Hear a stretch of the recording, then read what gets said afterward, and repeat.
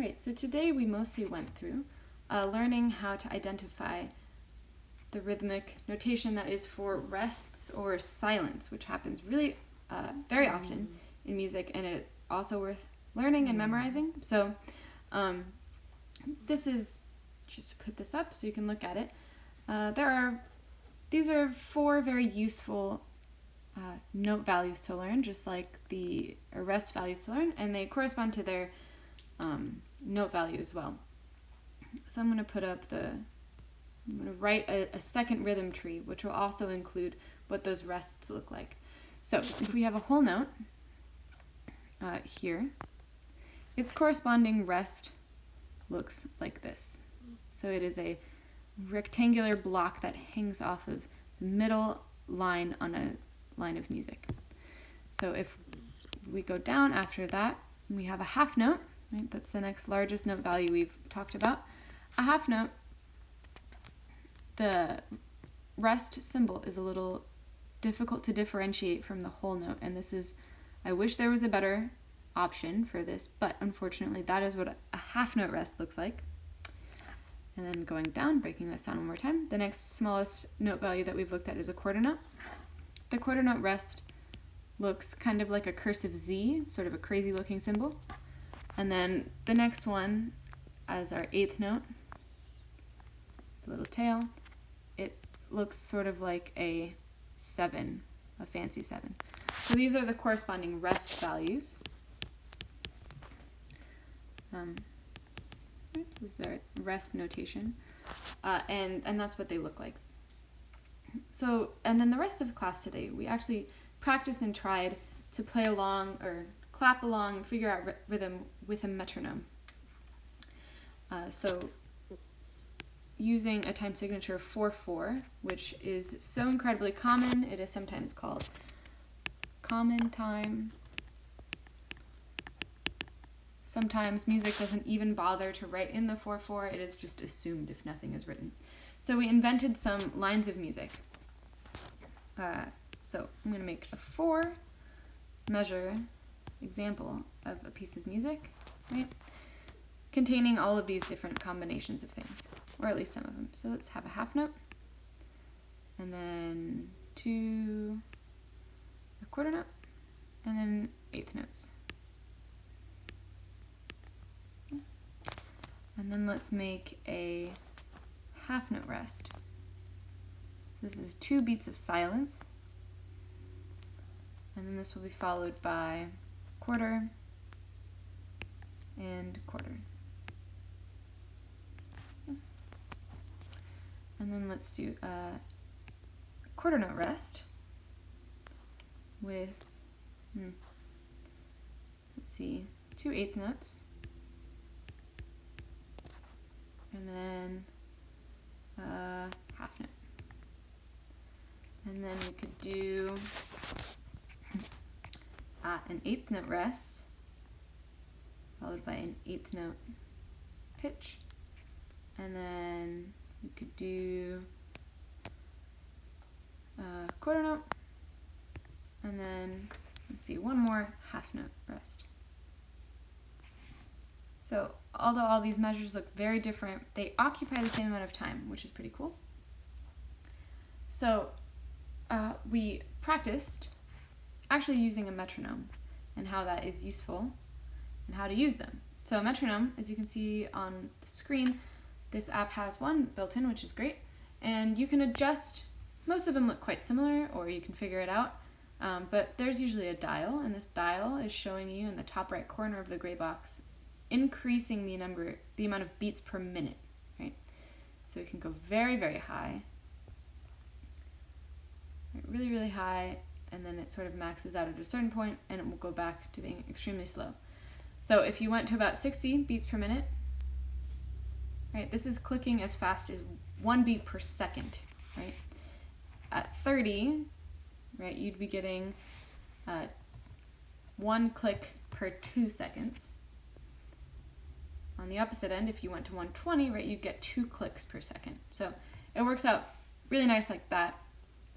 But for the sake of us practicing this and trying it out, we were at 60 beats per minute, and that was really nice. And in the top left corner of this metronome, you can see also the time signature that this is beating in. So this is in 4/4. So there's that is also in the left corner there. So I'm going to make this audible. Okay. So what it is clicking again is the quarter note, right? So in a whole measure, you will have 1, 2, 3, 4 beats. Then if we wanted to actually try to read and tap along this line of music just invented, I'm going to count out 4 beats of rest and then use the syllable ta as if I was playing or singing this, okay? So this is what this line of music would sound like. 1, 2, 3, 4. Ta, ta, ta, ta, ta, ta, ta, ta, ta, ta, ta. And that was the end of it. Right? So if you understand how to use a metronome, what the metronome it means, right? How to make that work as a tool, then you can figure out most lines of music, right? And it's pretty fun. So I'm gonna just do one more, and you can try tapping this along. This time I'm gonna make a measure of our measures be in 3/4, which we didn't actually try in the class, but let's try it just for fun, right?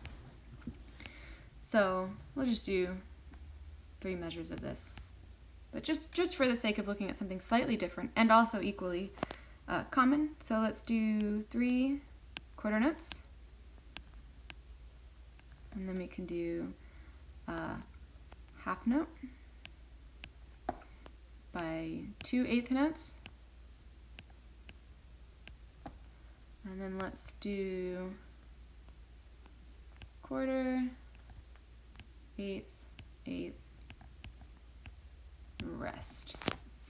All right. We'll put on the metronome to be the same thing, but we'll change this to 3/4, right? It doesn't quite matter so much what you set your metronome for in the meter, but this metronome marks a louder tick with the downbeat, so where beat 1 is. So put this on again. This one's a little louder. 1, 2, 3, right?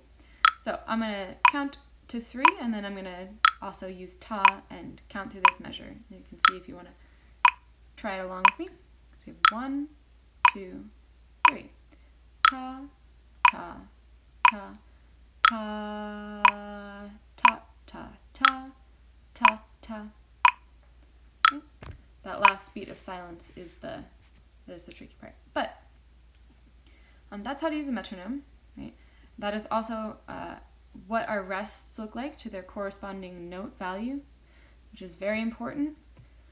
Let's see, I think I had a musical example just to show you what some of these rests actually look like in music. Sorry, bear with me as I turn the page to find them. But here are some examples. Right. So we had, you can see I circled them already, but we have an eighth note rest and then a quarter note rest. Right?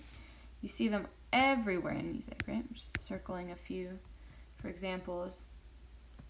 Down here, we had nearly every single one available, right? So you can see all my scribbling from the class, but we have our eighth note rest, our half note rest, our whole note rest, and quarter note rest. Yeah.